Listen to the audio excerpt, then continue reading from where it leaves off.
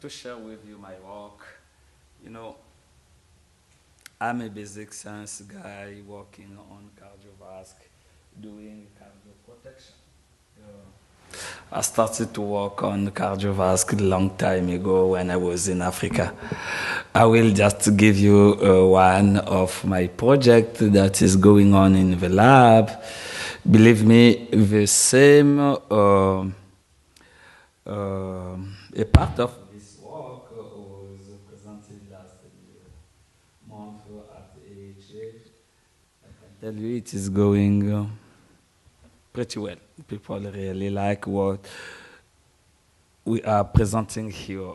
The main problem here is that, you know, we try to be to help people, but we need also to explain the concept, you know, to explain. I do agree that you can take a pills and you get healed, but science is also to know what this pill is doing. Science is also you know, what is causing the disease. This morning I was teaching about cardiac hypertrophy. I realized that if you don't know what is the problem, it will be difficult to know what solution to take. That's why today I will go through some of the slides, you saw them yesterday, but at the end of this workshop, you will have some idea about my work, the way I do things. I'm expecting to have your feedback in terms of advice, questions. That's the way we grow up. You know, I'm originally from this country here. You see, very small country.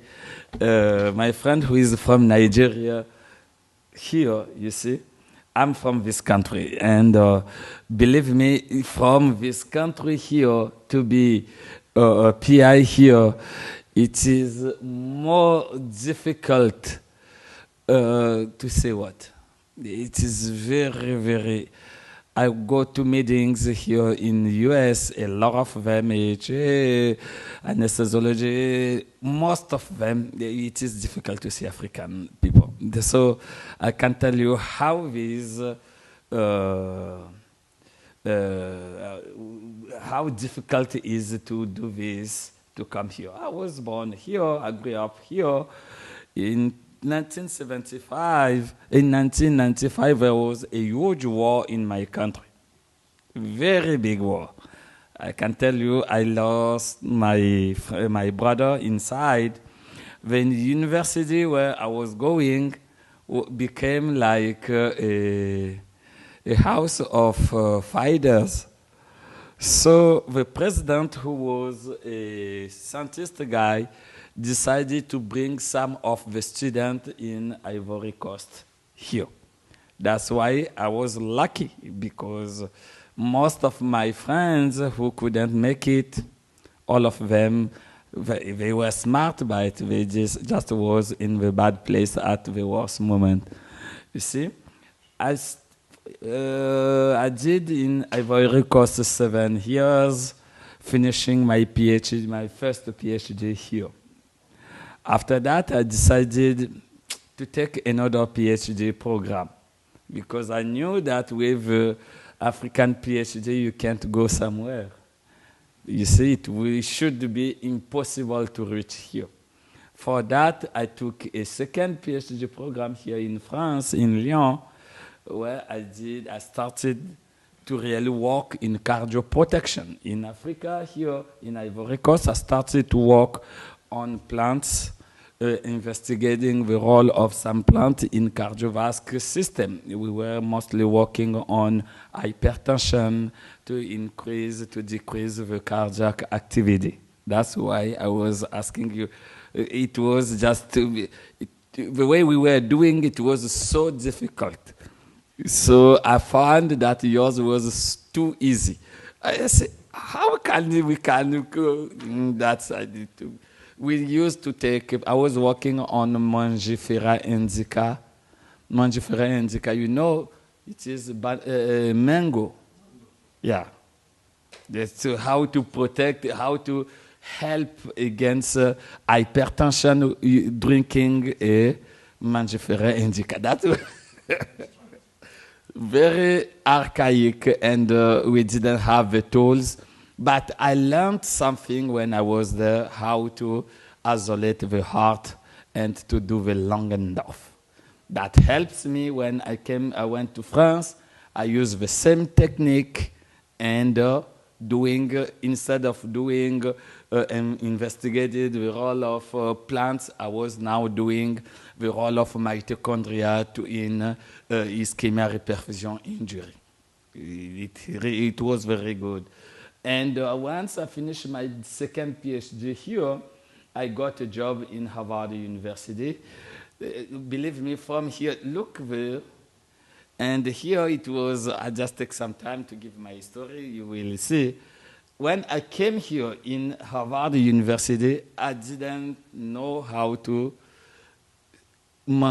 speak two English sentences. But I got the position, I came like that, very enthusiastic. It was difficult and too cold in that side. But we did good, we published a paper. I couldn't support this cold weather. I decided to leave. And I got another postdoc position here at UCLA. It is there I really say that I became mature in what we are doing. I learned everything, not techniques, but how to deal with US research. What is the business? I spent 5 years here, and fortunately now I'm a faculty here at UTESCA, where I'm leading a cardiovascular program in at UTESCA. Okay, that was my story. You see, very long. From here, if I take only from here to here, it is 20 years. 1995. Today we are 90. And I got my position here at UTESCA in the end of 2013, doing 2 postdoc, 2 PhD, very long profile. But that was the story. You can share when you will go back. That you can be born in a small country, working hard, taking your time, doing things. If you are lucky, something can happen in terms of recognition. All this, I give this in AHA. At AHA, people usually cannot understand, but that's the fact, you see. You know, in US, like in India, I think everywhere, in France, in European countries, now cardiovascular disease are the leading cause of death everywhere, right? Even in India now, you see, even before all the cancer together. You see, if you see in terms of money in US, cancer has more money, but people are dying for cardiovascular disease. One of the reasons people think that, okay, a cardiovascular disease is usually a consequence of you was eating bad food, you were no exercise, so it is like a private problem. Instead of cancer, where everybody think that it is you didn't decide anything. Even if we know that smoking, but they push too much money in cancer compared to cardiovascular disease. In US, every 40 seconds, someone is dying. Every 40 seconds. If we talk about these incidents, you will be more than 400 people are dying every year. 400,000. You see, a lot of people. If you take you read a circulation research of 2012, you will see how bad the situation is. But from the last 2 decades, things are moving in good side. A lot of things have been done, but you can't tell me today that if someone has, you are a physician, right? If someone has a heart failure today, you just give some, but you know yourself that it is a matter of time. No? We can help during compensated hypertrophy to see, okay, but once you go to heart failure, like after a huge clot, you can't do anything. That's why we still have a lot of things to do in terms of basic and clinical setting. That's why the key question, this all of us, we know that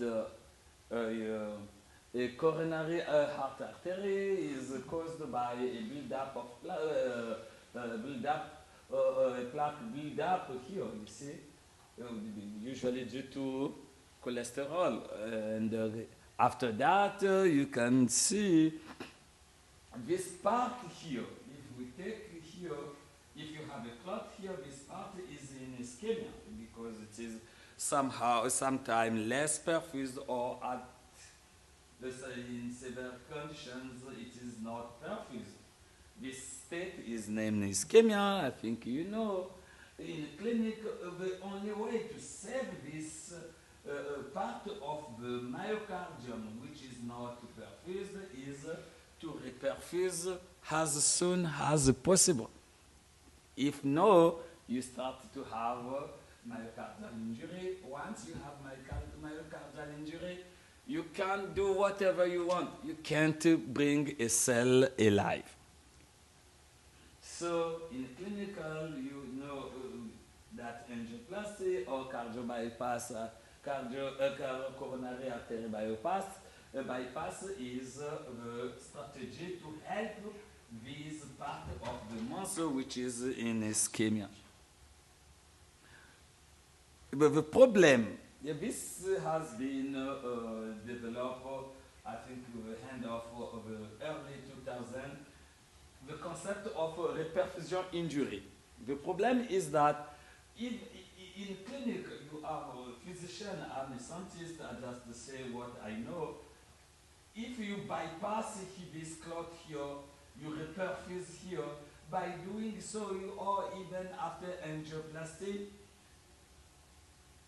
you still cause additional injury. This is called reperfusion injury.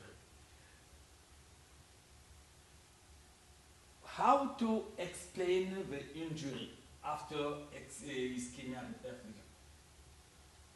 The physiopathology. How a clot event can cause cell death. Here, you can see that after ischemia reperfusion, what happened?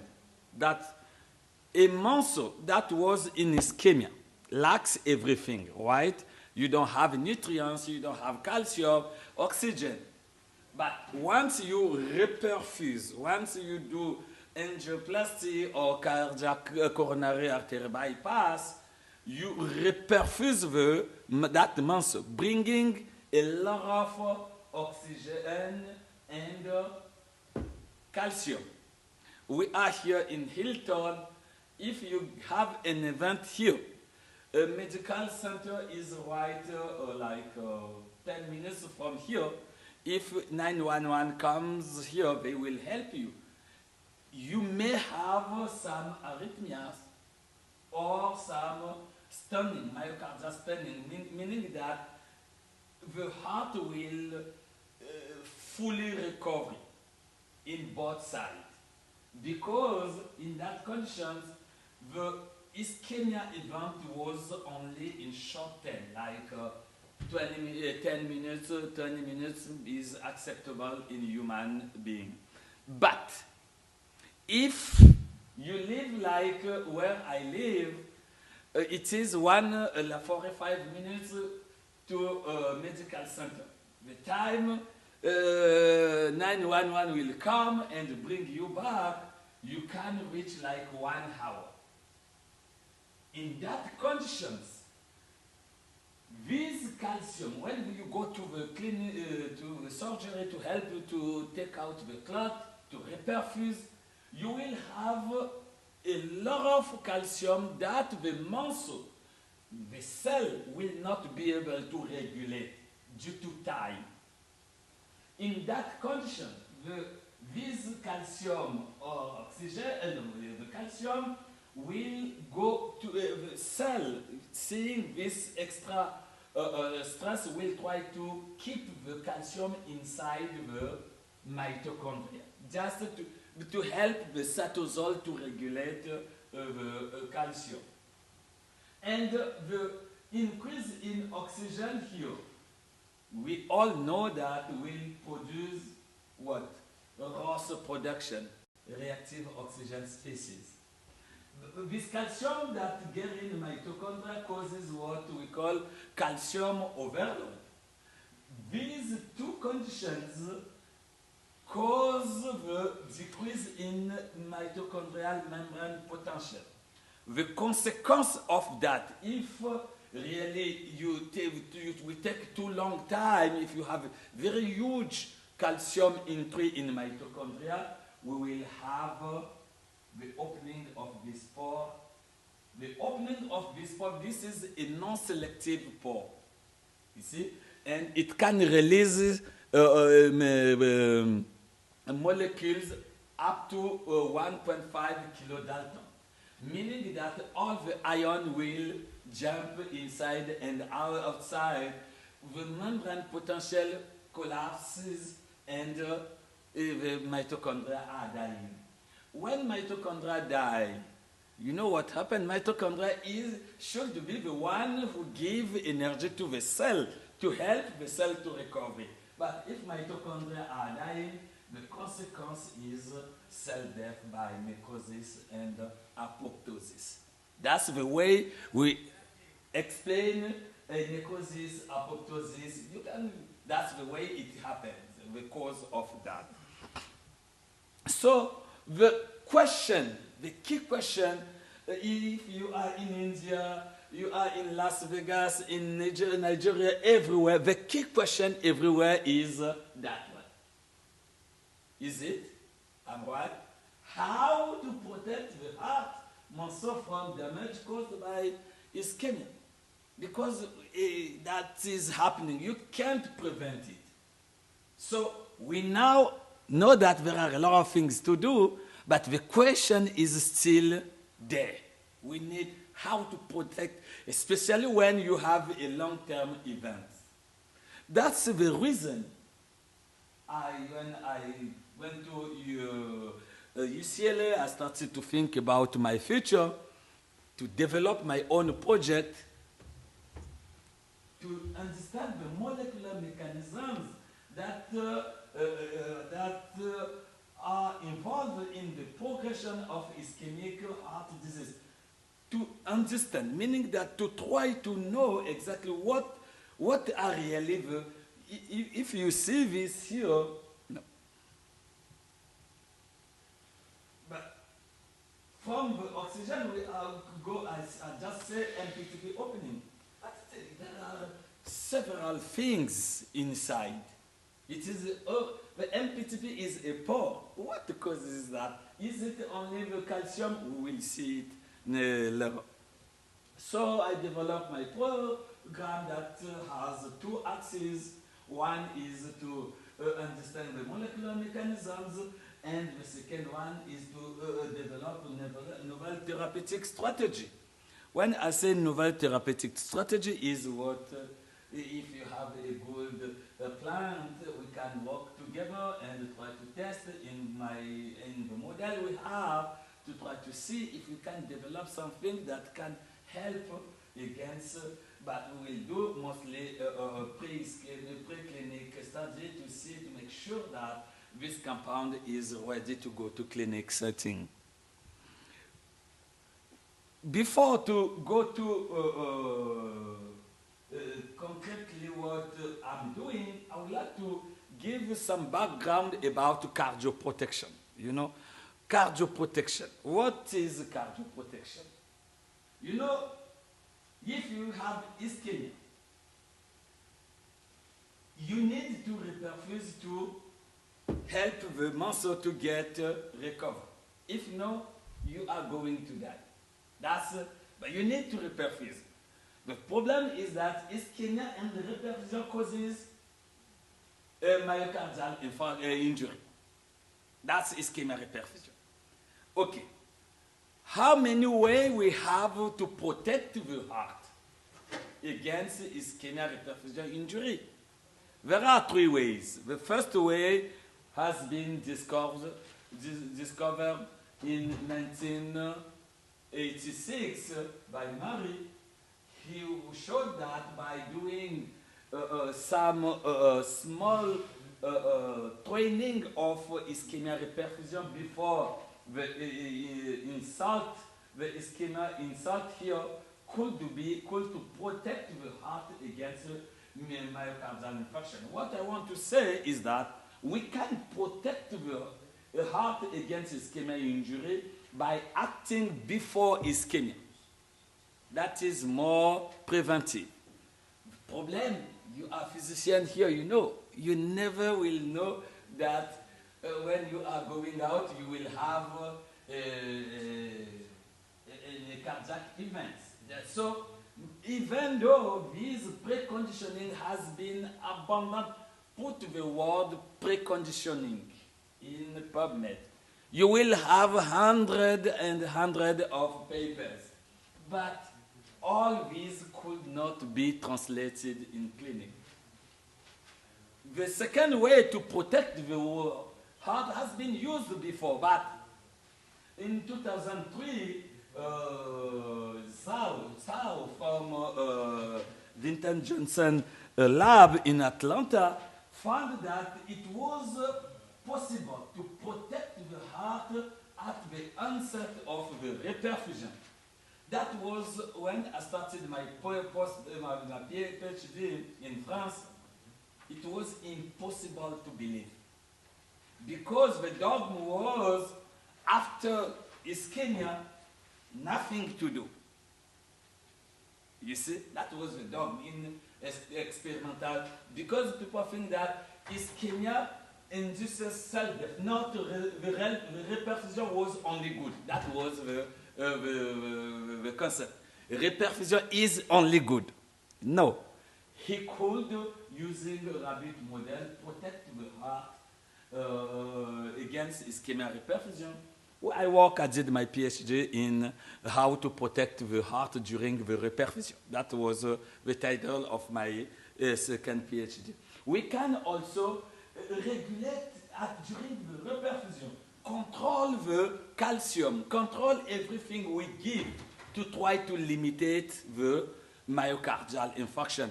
The best example is what we call low pressure. You know, when you decrease even if when you do the cardiac bypass, the coronary artery bypass, if you try to gradually reperfuse the muscle that was in ischemia, you can really decrease the myocardial infarction after in some time. Contrary if you just do it like that. That is called control reperfusion. You can control everything. It could be some molecules in your perfusion buffer. You can just decrease the pH. All these factors are in control reperfusion. So we have preconditioning, we can protect by post-conditioning, and we can also protect by control reperfusion. All of these all of these way can induce cardioprotection, meaning that can reduce the myocardial injury. Okay? So, you see here my papers. I will just turn around of these three ways what I'm doing now. So my current, to do my work, like I work in the lab, I have two techniques. I can use in vivo, doing the engaging the left anterior descending artery to stimulate an ischemic event in vivo in animal conditions. Like I love this because that was my baby when I was in Africa. I love to isolate the heart to keep it 3 hours beating. And we can do pharmacology by perfusing drugs, changing. You can test any drug you want. We can, in that condition, perform what we call global ischemia. In that condition, you block the flow, you see, and all the heart is in ischemia. After 20 minutes, 30 minutes, you just reperfuse by giving back your flow. In vivo, we do the regional ischemia, meaning that we can only put a part of the heart in ischemia. That is more what is in clinical setting, you see, that one. I use both techniques. With this or that one, we can measure the heart function, we can measure the myocardial infarction by necrosis, apoptosis. We can work or isolate mitochondria from the muscle here and do measure the ROS production, oxygen consumption, membrane potential, mitochondria swelling, even the MPTP opening. We can do all of these things. We can measure the level of proteins, immunoprecipitation to see if proteins are associated. We can do protein identification. I'm talking about mass spec to know which protein is involved in which event in this model. We can also isolate myocytes. In my lab, we do all of these. You can work in vitro, isolating myocytes, keeping them for 2 days, 3 days, and try to manipulate them. We do immunocytochemistry, labeling protein in isolated mitochondria, or tissue section, or isolated cardiomyocyte. You will see that we can do also electron microscopy in tissue. We cut the tissue here, or in isolated mitochondria. We can do it even in isolated. So all of this, that's what I use to develop my technique, my program. So the program I will show you today is one of my program that regards estrogen and cardioprotection. I will talk about estrogen. In reality, I will talk about sex hormones, but in particular estrogen. Okay? The reason is simple. If you read about gender differences, you will see that premenopausal women have a lower risk of cardiovascular disease compared to men at the same age. But after menopause, the incidence is similar. Even women have this more tendency to have cardiovascular events. At 60, 70, you can read that has been reported. The susceptibility of this is due to sex hormone. That's the only thing that can differentiate the men and the women. So we believe that estrogen status is the key element in that. But this is chronic activation. That's why if you read, you will see some people trying to replace estrogen, what is called estrogen replacement therapy. They tried and failed. There are a lot of reasons I can explain here. But that's why one of my, besides some other things, I investigate the role of sex hormone in cardioprotection against ischemic hypertension. Let me take one example. You know, women, we have more testosterone than women, right? But we know that you can make testosterone from estrogen using aromatase. That means that there is some link. We can, if you want, if we think that estrogen is more protective than testosterone, we can just block aromatase. There are a lot of studies that try to prevent the conversion of estrogen to testosterone by blocking aromatase. But I will here focus on something I started in my previous lab when I was postdoc. The key question was, okay, if estrogen is helping, is it possible if you have estrogen at home, or could we keep estrogen at home if you have some problem? You just take it. That was my approach. Do you understand? And we were laughing with my previous boss when I was explaining this. But at the end, it started to make sense because this work was funded by, has been funded, got a very huge grant because we think that it was from laughing to something more serious. You see, that's a science too.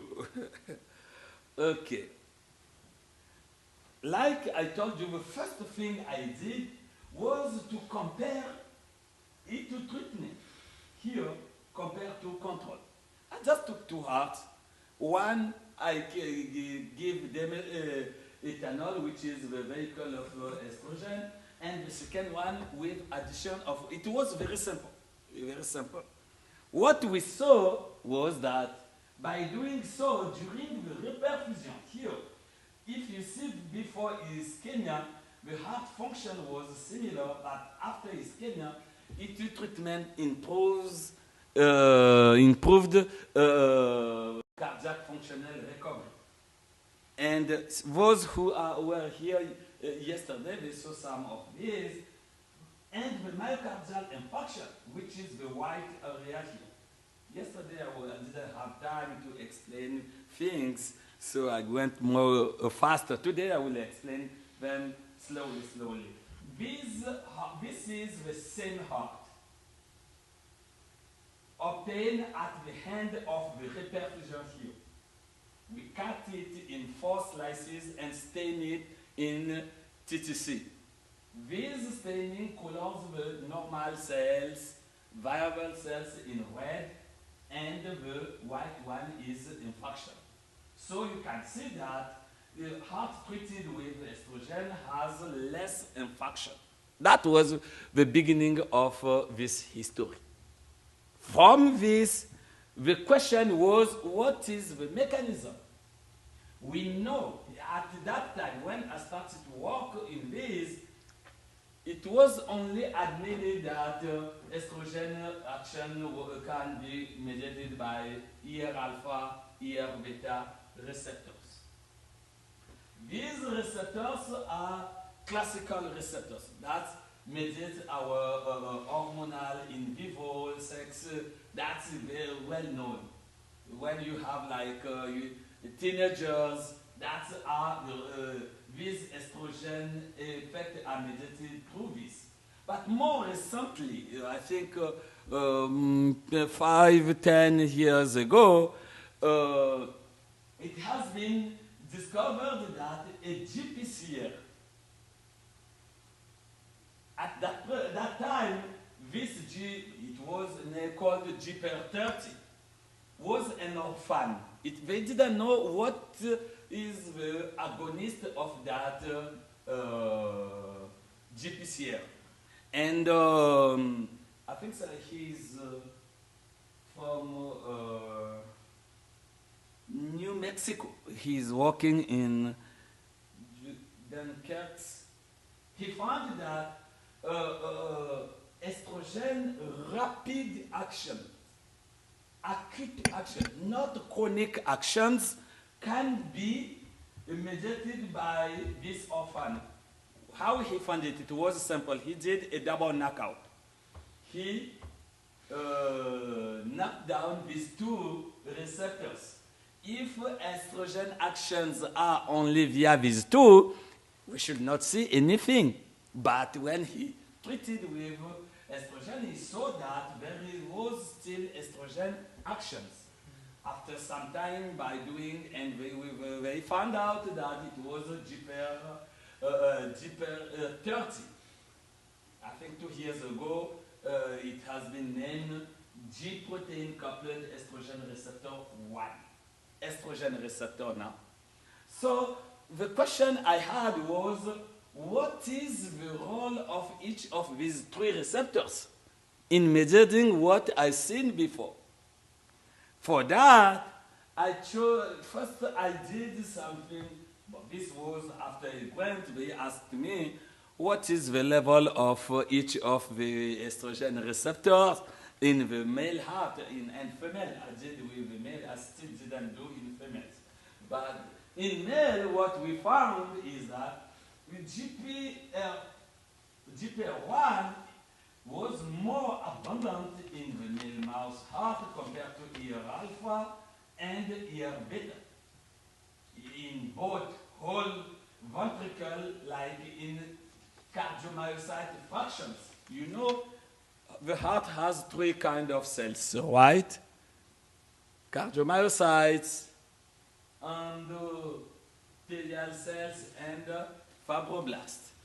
Here we checked in cardiomyocyte. We saw that GPR1 was more abundant. Later, I understood why here you will see, you will remember this. I will come back with this result. So I did, I had 2 approaches. One was I could use antagonists of each receptors to block, to see if it can block estrogen action, which is a pharmacological approach. I chose because, you know, most of us here, we know the problem of drugs, selectivity, and to publish paper, it is difficult. And in US, people like genetic here. So I chose to compare E2 actions in wild type versus respective knockout. I can tell you to get these GPR1, they came from Sweden. Very expensive. So what we found is that the heart functional recovery, remember what we did, we saw that in wild type, the heart functional recovery was improved with E2 treatment compared to control. That's what we saw. But when I used ER alpha knockout as well as ER beta knockout, I still see that E2 actions was present. We can confirm, but when we use GPR1 knockout, we saw that if you compare these, this effect was gone. Similar result has been found with myocardial infarction. If we compare wild type, ER alpha knockout, ER beta knockout, you can see that the white area which represents the myocardial infarction is decreased with E2 treatment compared to control. However, when we do we use this GPR knockout, you see E2 effect was gone. In conclusion, we can say that estrogen decreases myocardial infarction in wild type, ER alpha knockout, and but not. The summary together of this result, after that, okay, if it is true, this result, because sometimes when you use knockout, you are not so sure with what you are doing. If it is true, It means if we use GPR1 antagonist, we should prevent E2 effect. That's what we did to confirm that data. We perfuse E2 plus G15, and as you can see, we could block or prevent or abolish E2 effect. This always data indicates that activation of GPR1 plays a key role in mediating E2 effect against ischemic perfusion injury. I expressly didn't pronounce pre-ischemic. If you remember, I didn't say something about it, it was just to come back later. You see that we perfuse estrogen from the beginning of the experience, before ischemia. That's what I explained before, called pre-ischemic, preconditioning. So, after having this result, because we know that these results are just to be published, but they will never be important for a clinical setting because it is a preconditioning. The second, okay, I think I mixed up my thing because that's not the last version. Let me check first what is going on. Okay. Okay, we go like that. So, let's first come here. So, the induced cardioprotection. That's what I will talk in a few minutes. We know that one of, remember what I showed when I presented the physiopathology of ischemia perfusion injury, I talked about mitochondria, to say about mitochondria and the calcium overload estrogen. So what is here? It means that mitochondria in cardioprotection, I tell you, plays a key role, a very important role, because of the calcium overload and the ROS production, which are very, very, very problematic. But we know that the increase of these two, of ROS production, lead to MPTP opening, meaning that mitochondria are very important. So what I did first was to check if mitochondria were involved in estrogen action. Do you understand?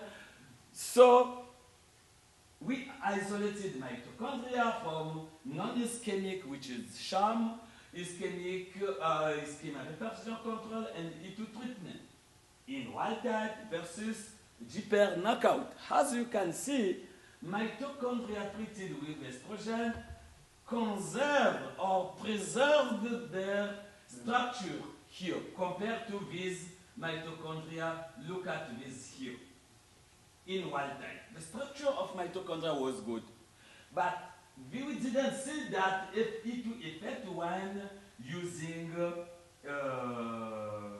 GPR1. When I presented this data, someone asked me, okay, we know when you isolate mitochondria, sometimes it can damage the... I told him, okay, I'm an honest guy. Do you think I just kept mitochondria from these two groups? Or I said, no, I'm joking. No, he's right. Because of ischemia, sometimes when you isolate mitochondria, this can be more damaged.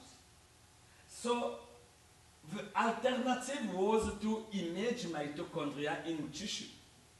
So you can't do anything, you just take the heart and do electron microscopy. That's here. As you can see, look at that non-ischemic mitochondria. They are nice, but mitochondria after ischemia perfusion has crystal very disorganized. And treatment of E2 can prevent this. When we use G15, this E2 effect was gone. When I talk, E2 is estrogen, beta 17 beta estradiol. Okay? So,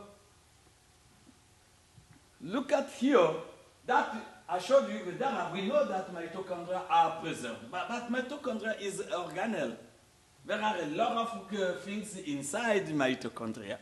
Okay, what is one of the key elements is the MPTP opening. The MPTP opening is the key event. When I say key, it is a key event in ischemia reperfusion injury. When this pore opens, you have cell death by apoptosis.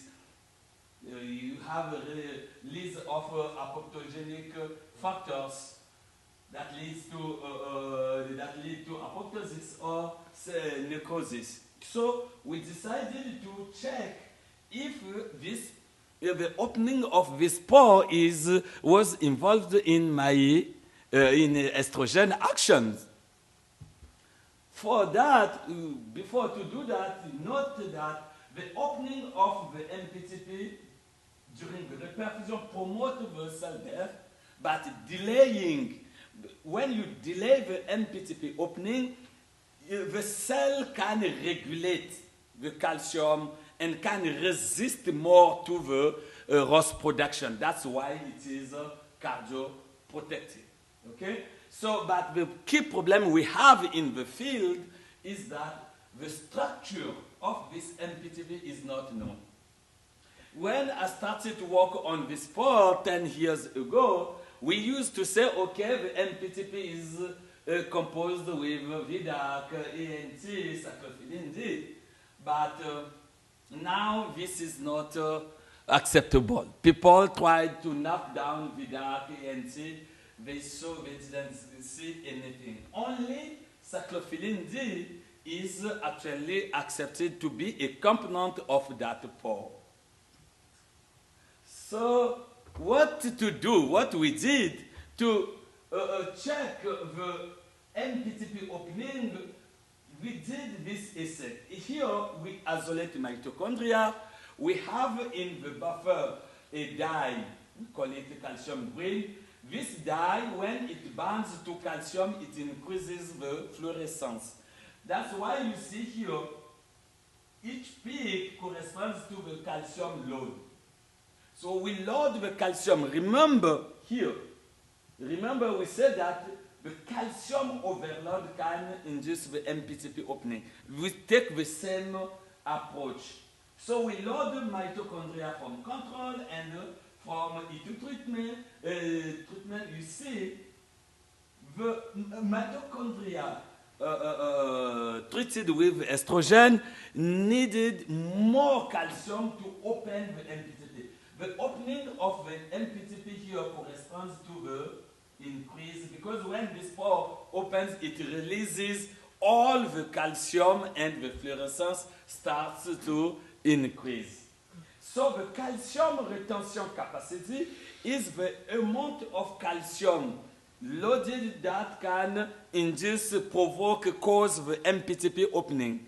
As you can see here, mitochondria treated with E2 needed more calcium, meaning that the E2 treatment delays the opening of the MPTP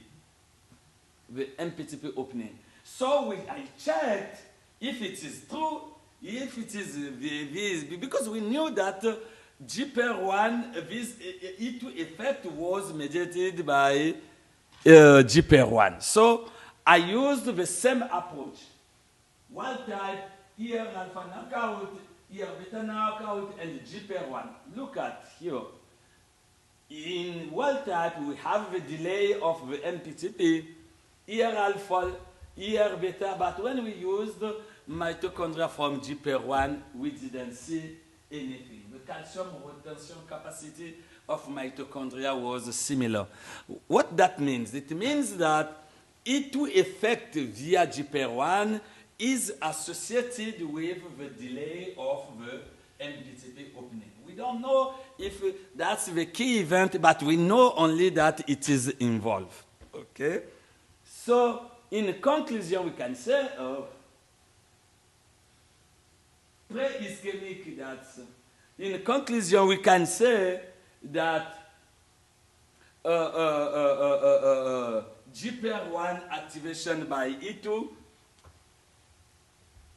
induced cardioprotection, induces cardioprotective effect by inhibiting the MPTP opening. This work has been published in PLOS ONE last year. So, one of the problems of that result is that one. Okay, like I say, mitochondria is mitochondria organelle. We saw the pore, but is there other proteins involved in that action?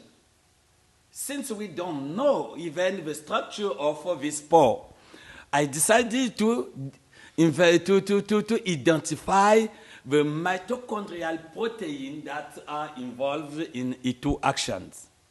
To do that, I did this, which is a 2D dash. In that, you color, in here we have two gels. One gel is colored in red, another in green. When you overlay them, the common protein will be yellow. You see? And the proteins that are activated with estrogen will, like here, E2 was in green and control in red. If you see any red protein, it means it is downregulated with estrogen. If it is green, it means this protein is more in E2 treated group. That's the principle. But when you do this kind of techniques, you need to know what are your protein of interest. Our protein of interest were the one upregulated in wild, upregulated or downregulated in wild type, but no effect when using GPR1 knockout. That was our protein of interest. Here, we got a lot of 45 spots here, a lot of them, in which 52 protein, unique protein, were identified by mass spectrometry. We got several proteins. Some of them, here, many proteins. You can recognize electron transfer chain. We can protein that activate transcription, contractile filaments acting in many proteins, 52. But one of the protein was very interesting to me because I wanted to know what is happening here. Even here, we can see it. Here, you see, these mitochondria are disorganized here. The crystals are disrupted. So I wanted to understand what is going on inside. As you can see, one of the proteins here is matophilin. This protein, I didn't know it before. It is mitochondrial inner membrane protein. When I started to read about, I found that this protein controls mitochondrial crystal morphology. I say, okay, maybe that one is one of my interests. That I focused on that protein. I still have all of these to do, but it will take more time to work on. So the first thing, when you do mass spec, you do this kind of manipulation techniques, these results are not accurate because too sensitive. Anything you do, even by it changes the protein, you can see. So you always need to confirm by a regular Western blot analysis. What we did, we saw that E2 treatment regulates matophilin in wild type, but this effect was not seen in GPR knockout. Meaning that matophilin level has something to do with estrogen actions. So I checked in isolated myocytes. You can see here That's normal, non-ischemic, that's matophilin here, and this is after ischemia reperfusion control. When we treat with E2, we see that the level of matophilin is still higher. We don't believe, I don't believe that it is a protein transcription. Because if you see here, from this to this, it is around 15 minutes. You can't imagine that there is a transcription. No, that's not what is happening. I will explain it at the end. We think that something is happening and E2 can keep the level of matophilin high. Because this protein plays a role in controlling mitochondrial crystal morphology by having a higher level of this protein, mitochondria can be more, give a good shape, a figure inside. This protein, you see mitochondria have crystal. So this crystal to go inside, the matophilin need to hold this membrane to make it more stronger so they can go and go inside the mitochondria. So we checked also in isolated mitochondria. These are very high tech. You see, this is named STED macroscopy, high resolution macroscopy. You can see that this is control for confocal. That's STED macroscopy. This, you can see single molecules of matophilin.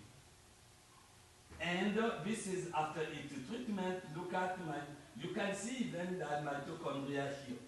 This mitochondria is that one. This one is that one. This is this. This is regular confocal.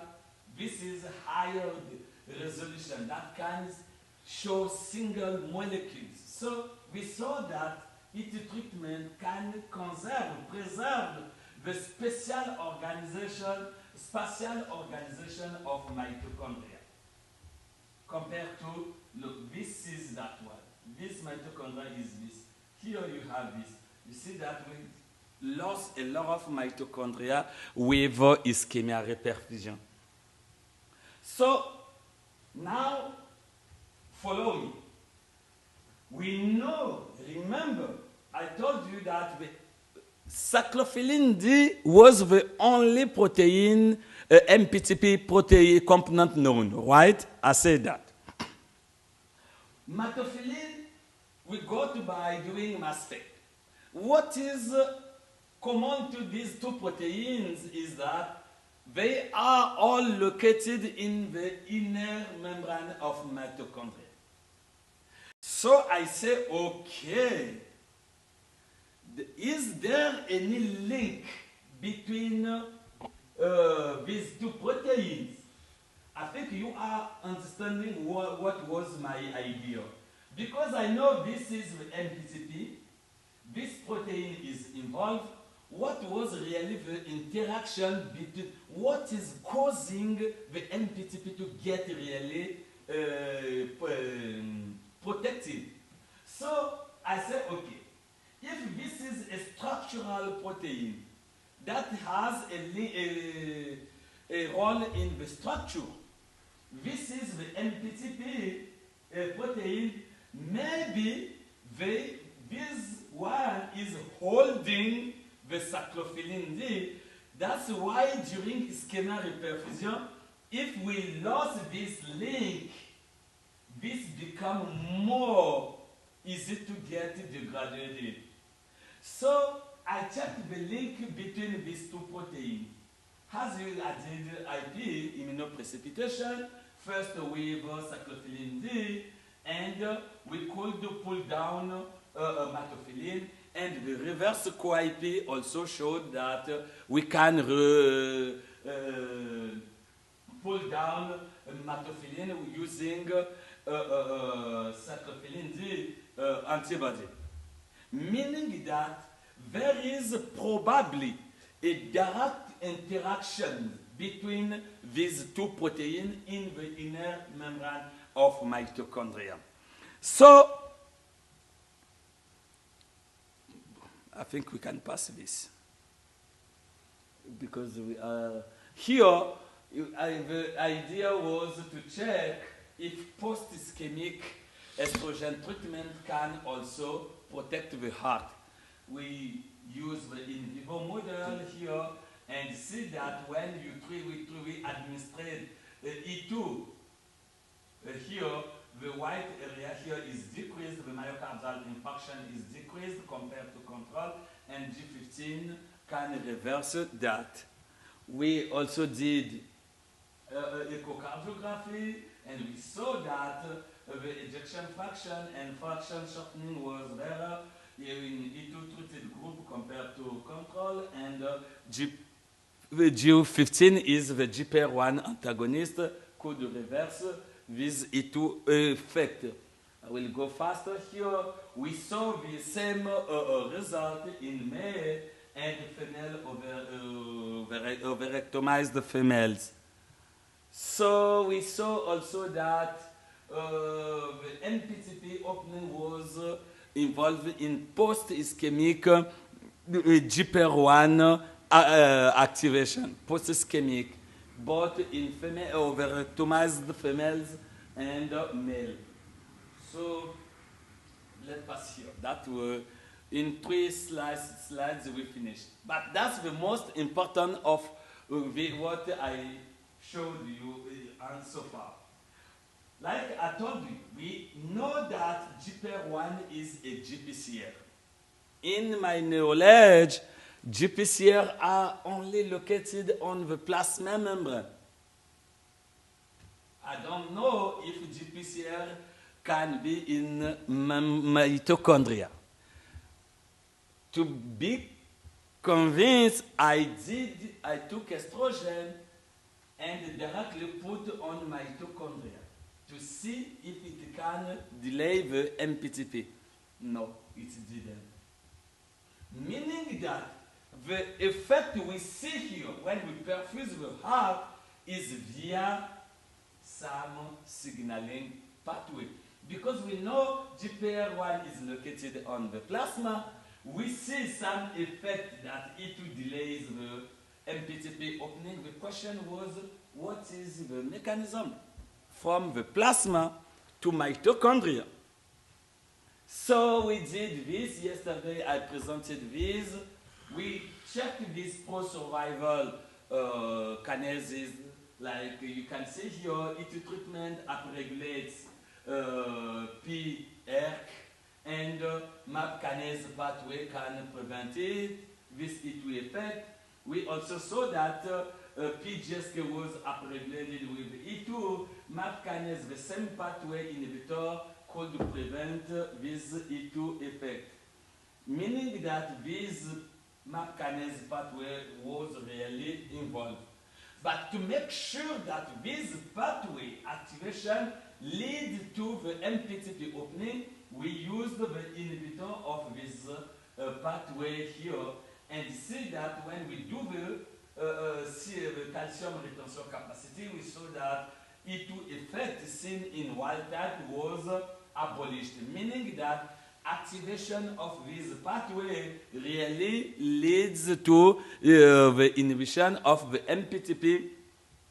In comparison, you can see here, we checked this pathway, which is PI3 kinase AKT. We saw that E2 was also upregulated, and this pathway, PI3K AKT pathway, could block the PAKT activation. However, when we checked whether activation of this pathway leads to PGSK, we saw that it didn't block E2 effect on PGSK. Even when we use this inhibitor, we saw that the E2 function, E2 cardioprotective effect were not abolished. Meaning that this pathway is involved, but not the PI3K AKT pathway. You will see it more clearly here. we know now that from the plasma, estrogen can activate GPR, which can activate the MEP kinase pathway. We know that activation of this pathway leads to deactivation of GSK3 beta. GSK3 beta is damaging, is bad. So to have a protective effect, it needs to get phosphorylated. When this goes up, this goes down, it has a protective effect. We know that so that this pathway leads to the delay of the MPTP. The question was how GSK deactivation can induce the MPTP opening. We don't know. We don't know. So now we explain. I try to explain what is going on. This I will go quickly, faster. We found that these post-translational modification like ubiquitination, ubiquitination is what? It is a reaction that attach a small molecule, a protein ubiquitin, to a protein to get it degraded by proteasome activity. You see? So if you have more ubiquitination of a protein, you have more bad effect. So here, this is mitochondrial proteins. We see that treatment reduces mitochondrial protein ubiquitination, and G15 can abolish that. We also check the calpain. You know the calpain is the calcium activated enzyme that has a very strong catalytic activity that can destroy protein.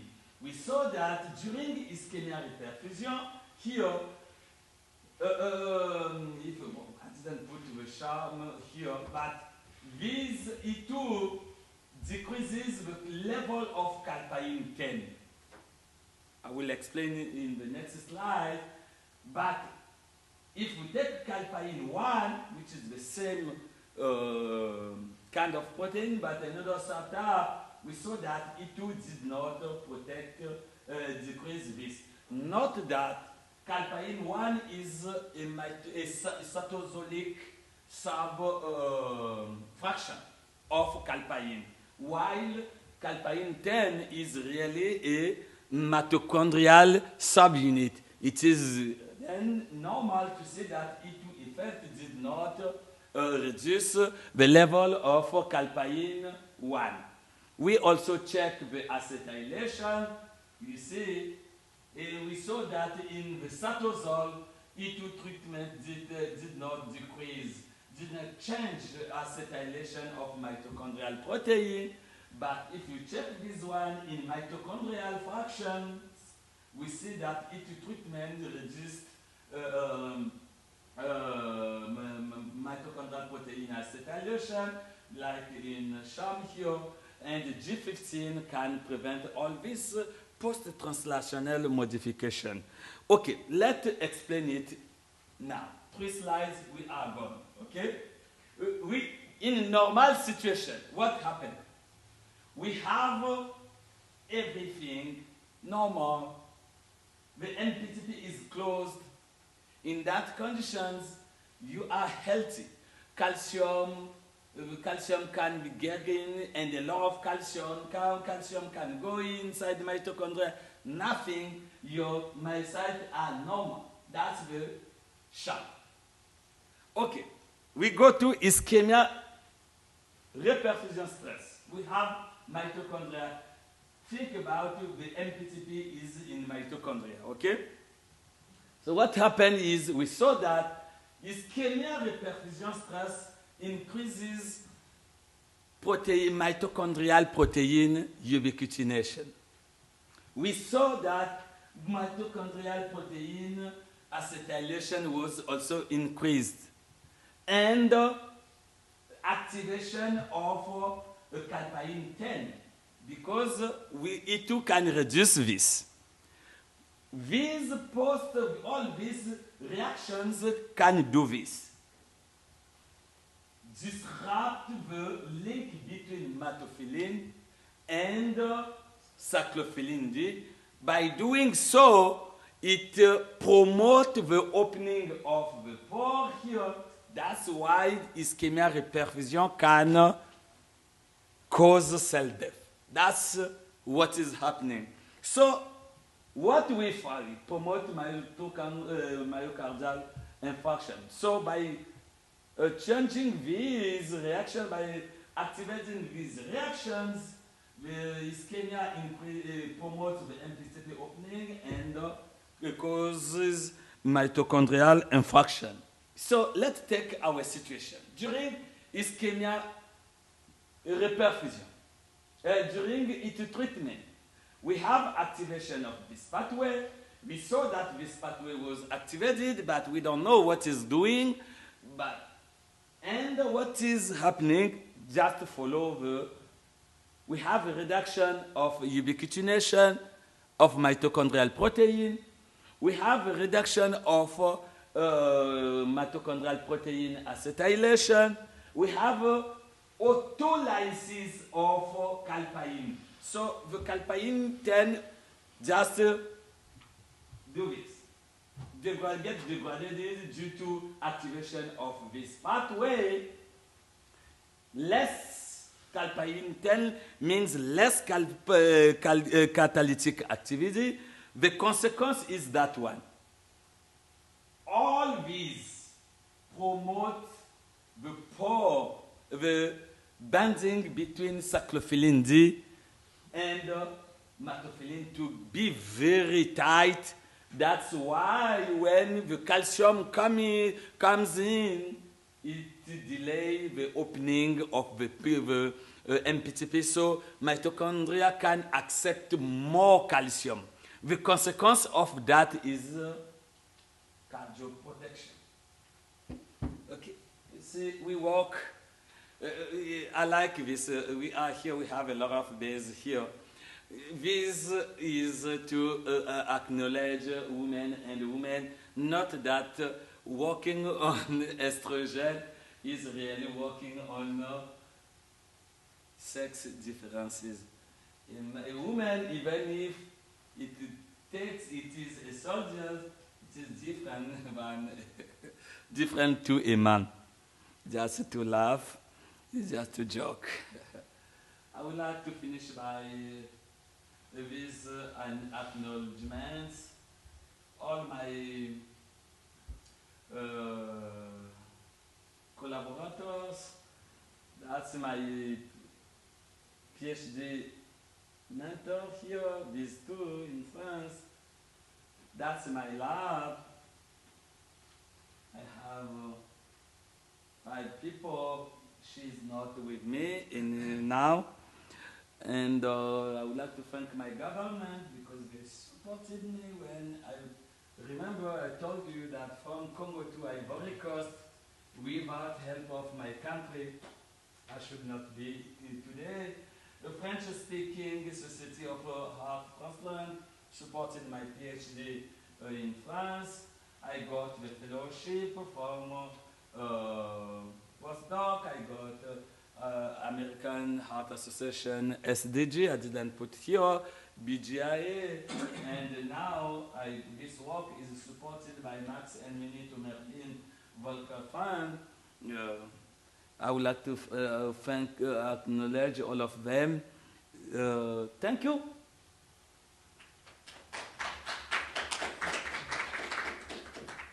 That's what I have done so far. You have time to ask your question. Right. Yes. Fantastic. This was a great